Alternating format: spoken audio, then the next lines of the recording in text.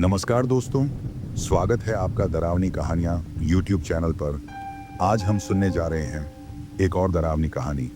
चलिए शुरू करते हैं।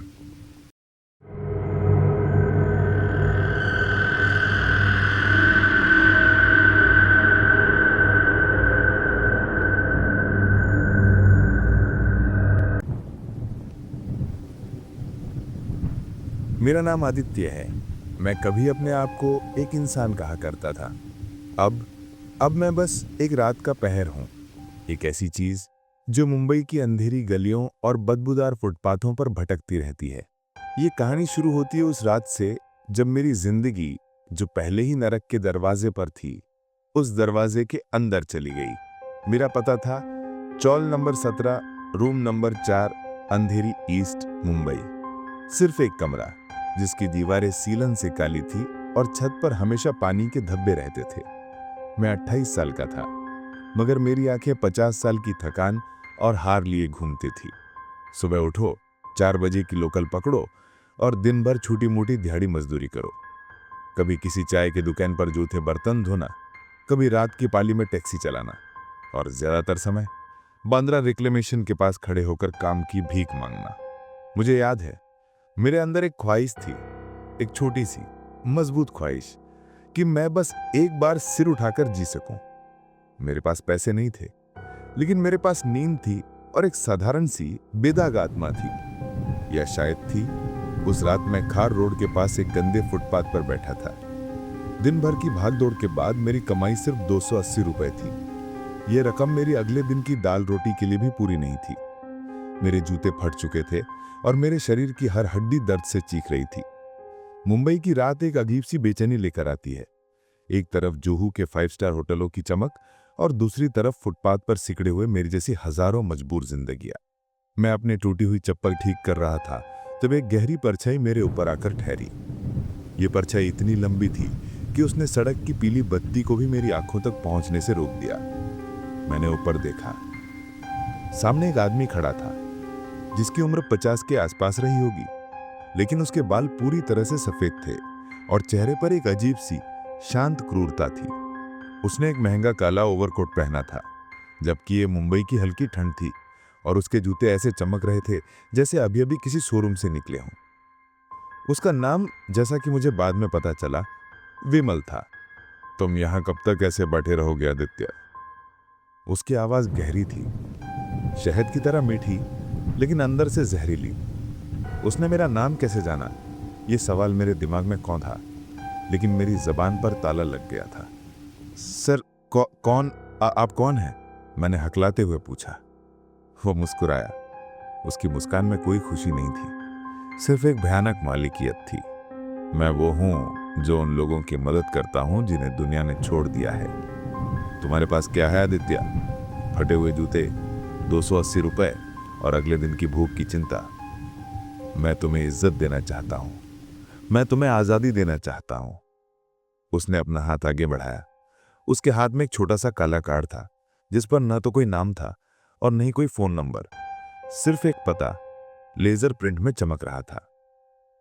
न्यू स्टार टेक्सटाइल मिल, बंद, शहर के उत्तरी बाहरी इलाके में। आज रात 11:45 पर वहां पहुंचो। एक मौका है, तुम्हारी जिंदगी की सबसे खतरनाक शर्त या सबसे बड़ी जीत। उसने मेरे कंधे पर अपना ठंडा हाथ रखा। वो स्पर्श इतना भयानक था कि मेरी रूह कांप उठी। लेकिन जैसे ही उसने मेरे हाथ में कार्ड थमाया, मेरे दिमाग में खून के बदले सोने के सिक्के दौड़ने लगे। 280 रुपए की मेरी छोटी सी बेईमानी दुनिया अचानक 50,000 प्रति रात की कल्पना से टकरा गई। वो आदमी फिर से मुस्कुराया। तुम्हारे पास खोने के लिए क्या है? सिर्फ तुम्हारी आज की रात और शायद थोड़ी सी तुम्हारी नींद। और फिर वो उतनी ही तेजी से गायब हो गया जितनी तेजी से आया था। मैंने चारों तरफ देखा, कोई नहीं था, सिर्फ फुटपाथ पर बैठी मेरी अपनी हताशा। उस रात डर और लालच के बीच लालच जीत गया। मेरी इज्जत की भूख मेरी नैतिकता से बड़ी साबित हुई। मिल का पता मेरे लिए कोई अजनबी जगह नहीं थी। वो शहर का सबसे भयानक और भूला बिसरा इलाका था, जहां लोग दिन में भी जाने से डरते थे। मिल को लगभग 20 साल पहले बंद कर दिया गया था और उसके बंद होने की कहानियां खून और आग से लिपटी हुई थी। रात 11:30 पर मैं उस भयानक जगह के सामने खड़ा था। मिल का मुख्य गेट जंग से लाल हो चुका था और उसके ऊपर हो गई बेलें उसे कंकाल जैसा रूप दे रही थी। जैसे ही मैंने गेट को छुआ, वो एक धीमी चीखती हुई आवाज के साथ खुला। अंदर की हवा भारी थी, जैसे किसी ने सदियों पुरानी सांसें उसमें भर दी हों। मिल के विशाल आंगन में विमल मेरा इंतजार कर रहा था। वो ठीक समय पर था। उसके चेहरे पर कोई भाव नहीं था, बस एक शांत, धैर्यवान शिकारी का भाव। तुम आ गए, उसने कहा, जैसे उसे पूरा यकीन था कि मैं आऊंगा। लालच आदित्य इंसान का सबसे सच्चा दोस्त होता है। ये तुम्हें खुद से ज्यादा जानने वाले लोगों के पास ले आता है। उसने अपने पास रखा एक भारी गहरा काला ब्रीफकेस खोला। अंदर नोटों की गड्डियां इतनी ज्यादा थी कि मेरी आंखें चौंधिया गई। ये रकम मेरी 1 साल की कमाई से कहीं ज्यादा थी। ये अग्रिम भुगतान है, उसने फुसफुसाया, और ये हर रात का भुगतान होगा जब तक तुम काम करते रहोगे। तुम्हारा काम बहुत सीधा है, लेकिन इसमें 3 शर्तें हैं। मैंने सांस रोक ली। पहली शर्त, तुम्हें यह काम अकेले करना होगा। किसी को, यहां तक कि अपनी परछाई को भी, इस जगह के बारे में मत बताना। दूसरी शर्त, तुम्हें उस कमरे में सिर्फ रात 12 बजे से सुबह 5 बजे के बीच ही जाना है। उससे पहले या बाद में नहीं। तुम समय के पहरेदार हो। तीसरी शर्त, और सबसे जरूरी, तुम्हें वहां रखी घड़ी में से हर रात एक छोटा सा यंत्र निकालना है। ये यंत्र रोज रात को अपने आप बन जाता है। उसे इस डिब्बे में रखना है और डिब्बे को इस ब्रीफकेस में डाल देना है। तुम्हें कभी भी उस यंत्र को नहीं देखना है, उसे छूना नहीं है, बस उसे निकालना है। उसने मुझे एक पुरानी पीतल की बनी बिना नंबरों वाली चाबी दी। ये तुम्हारा उपकरण है, अब चलो। वो मुझे मिल के पीछे की तरफ एक छोटे से टूटे हुए गलियारे की तरफ ले गया।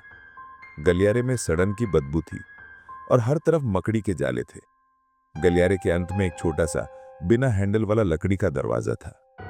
विमल ने दरवाजे की तरफ इशारा किया। अंदर समय है आदित्य, और समय मेरे दोस्त खून से ज्यादा कीमती होता है। जब उसने दरवाजा खोला तो अंदर से कोई आवाज नहीं आई, लेकिन मेरे कान के पर्दे के पास एक मंद कंपन महसूस हुआ। ऐसा लगा जैसे हवा में कोई अनदेखी बिजली दौड़ रही है। विमल ने मुझे ब्रीफकेस थमाया और कहा, याद रखना, ज्यादा देखना हमेशा महंगा पड़ता है। वो चला गया। मैं अकेला 50,000 की गड्डियों से भरे ब्रीफकेस और एक अजीब सी खौफनाक जिम्मेदारी के साथ उस दरवाजे के सामने खड़ा था। मेरी सांसें तेज हो गई। ये जगह मौत की तरह ठंडी थी। ठीक 12:01 पर मैंने कांपते हाथों से चाबी घुमाई। दरवाजा एक मध्यम घुली हुई चीख के साथ खुला। अंदर का कमरा छोटा था, लेकिन उसकी घुटन बहुत ज्यादा थी। कमरे में खिड़कियां नहीं थी, सिर्फ अंधेरा, और अंधेरे के बीच में एक छोटे से लकड़ी के मेज पर रखी हुई एक विशाल काय घड़ी। यह कोई आम घड़ी नहीं थी। न तो उस पर कोई नंबर था, न कोई सुई। उसके चारों तरफ अजीब नक्काशीदार निशान बने हुए थे, जो किसी अज्ञात लिपि में लिखे गए थे, और उस घड़ी से एक अजीब सी धीमी धड़कन की आवाज आ रही थी। उस धड़कन की आवाज मेरे अपने दिल की धड़कन से मेल नहीं खाती थी। मुझे लगा जैसे मैं किसी पुरानी कब्र में आ गया हूं। मैंने मेज की तरफ हाथ बढ़ाया। घड़ी का कांच मध्यम रोशनी में चमक रहा था। मैंने हिम्मत जुटाई और घड़ी के नीचे बने एक छोटे से ताले लगे फ्रेम को चाबी से खोला। अंदर एक छोटा सा जली जैसा पदार्थ था, जो हल्के नीले रंग में चमक रहा था। यह कोई धातु नहीं थी, नहीं कोई स्तंभ। यह जिंदा लग रहा था, यह धड़क रहा था। जैसे ही मैंने उसे निकालने के लिए हाथ बढ़ाया, मेरे दिमाग में एक दर्द की लहर दौड़ी। यह दर्द किसी शारीरिक चोट का नहीं था, बल्कि किसी याद के खोने जैसा था। पर पैसों की गड्डियां, मुझे अपने कमरे की सीलन, अपने फटे हुए जूते और अपने पिता की आंखों की उदासी याद आई। मैंने अपनी जेब से एक चिमटा निकाला, जैसा विमल ने बताया था, और कांपते हाथों से उस धड़कते यंत्र को उठाया। जैसे ही मैंने उसे उठाया, घड़ी की धड़कन तेज हो गई। वो पदार्थ मेरे चिमटे में भी गर्मी छोड़ रहा था। मैंने उसे तुरंत ब्रीफकेस के अंदर रखे डिब्बे में डाल दिया। धम! डिब्बा जोर से धड़का, जैसे मैंने किसी जिंदा चीज को कैद कर लिया हो। मैं उस कमरे से भागा और मिल के बाहर जाकर ही मैंने खुलकर सांस ली।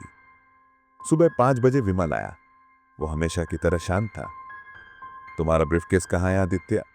और तुम्हारा आज का हिस्सा? मैंने कांपते हुए लेकिन दृढ़ता से कहा, मैंने काम नहीं किया विमल। वो पहली बार नहीं हंसा, बल्कि उसकी आंखें अंधेरे की खाई जैसी बन गई। तुमने मेरी शर्तें तोड़ी आदित्य। तुम्हें क्या लगता है तुम ये नौकरी छोड़ सकते हो? तुम अब सिर्फ मेरे कर्मचारी नहीं हो, तुम मेरी संपत्ति हो। और ये घड़ी, उसने घड़ी की तरफ इशारा किया। घड़ी तेजी से धड़कने लगी। ये घड़ी सिर्फ इंसानी सार से चलती है। मैं तुम्हारे जैसे हजारों लोगों को देखता हूं जो अपनी एक साधारण सी जिंदगी से छुटकारा पाना चाहते हैं। तुम लोगों की लालच ही मेरा ईंधन है। और उस घड़ी में आज तुम्हारा सबसे जरूरी हिस्सा है, तुम्हारी प्रेम करने की क्षमता। विमल मेरे करीब आया। उसका काला कोट मेरे ऊपर एक भयानक सा साया बना रहा था। अगर तुम इसे नहीं निकालोगे तो ये टुकड़ा तुम्हारे शरीर में सड़ जाएगा और तुम हमेशा के लिए इसी तरह जियोगे, अमीर लेकिन भयानक। मैंने चीख कर कहा, मुझे तुम्हारा पैसा नहीं चाहिए, मेरी जिंदगी मुझे वापस कर दो। वो जोर से हंसा। उसकी हंसी मिल की दीवारों से टकराई और एक हजारों साल पुरानी चीख में बदल गई। पैसे से तुम इज्जत खरीदते हो आदित्य, और अब जब तुम्हें इज्जत मिल चुकी है तो तुम डर रहे हो। तुम्हें क्या लगता है तुम मुझे छोड़ सकते हो? उसने अपना हाथ मेरी तरफ बढ़ाया। उसकी उंगलियां लंबी और नुकीली हो गई, जैसे किसी शिकारी पक्षी के पंजे हों। मैंने आंखें बंद कर ली और डर के मारे उस ब्रीफकेस को जमीन पर पटक दिया। सारे पैसे हवा में उड़ गए। 50,000 रुपए की गड्डियां, जो अब मेरे लिए राख से ज्यादा कुछ नहीं थी। और मैं भागा उस मिल के गलियारों से, उस सड़न भरी बदबू से और विमल की उस जहरीली हंसी से। मेरे अंदर का आखिरी इंसान मुझे वहां से दूर ले जा रहा था। आज मैं मुंबई के बाहरी इलाकों में रहता हूं। मेरे पास अब भी वो ब्रीफकेस है जो मैंने भागते हुए उठा लिया था, पर वो पैसों से नहीं, बल्कि सूखी हुई रूहों के उन टुकड़ों से भरा है जिन्हें मैंने पिछले 3 महीने में निकाला था। विमल मेरा पीछा नहीं करता। उसे पता है कि मैं उसके काम का सबसे भयानक अंजाम हूं। मैं जिंदा हूं, लेकिन मेरी जिंदगी में अब कोई रोशनी नहीं है। मैं एक अमीर आदमी हूं जिसके पास खर्च करने के लिए भविष्य नहीं है। मेरी आंखें अब दिन की रोशनी बर्दाश्त नहीं कर सकती। मैं रात 12 बजे से सुबह 5 बजे के बीच जागता हूं और अंधेरी गलियों में घूमता हूं। मैं एक अनाथ हूं। मेरी यादें उस घड़ी में कैद हैं। मैं एक भिखारी हूं। मेरी इंसानियत उस ब्रीफकेस में बंद है। और सबसे बड़ी बात, मैं एक चेतावनी हूं। जब मैं किसी नौजवान को रात के अंधेरे में अपनी निराशा से जूझते हुए देखता हूं, तो मैं उसके करीब जाता हूं। मैं उसे नहीं बताता कि मैं कौन हूं, लेकिन मैं उसे धीरे से फुसफुसाता हूं, कभी भी रात की उस अजीब नौकरी को मत लेना। जो इज्जत तुम्हें मिलती है वो तुम्हारी जिंदगी का सबसे महंगा सौदा होती है। मुझे पता है विमल अभी भी वहां है, उस मिल में नए आदित्यों का इंतजार कर रहा है। वो इंतजार कर रहा है कि कब कोई मजबूर आदमी अपने लालच में आकर अपनी आत्मा की आखिरी धड़कन उसे बेच दे। और मैं आदित्य अब सिर्फ एक भूत हूं जो अपने बचे हुए प्रेम के टुकड़े को थामे हुए हर रात मुंबई की गलियों में घूमता हूं, शायद किसी और आत्मा को बिकने से बचा सकूं। मेरी जिंदगी अब मेरी नहीं है, यह हमेशा के लिए रात की अजीब नौकरी का एक हिस्सा बन चुकी है। बस यही थी आज की कहानी। ऐसी ही और कहानियां सुनने के लिए कृपया चैनल को सब्सक्राइब करें। मिलते हैं अगली कहानी के साथ।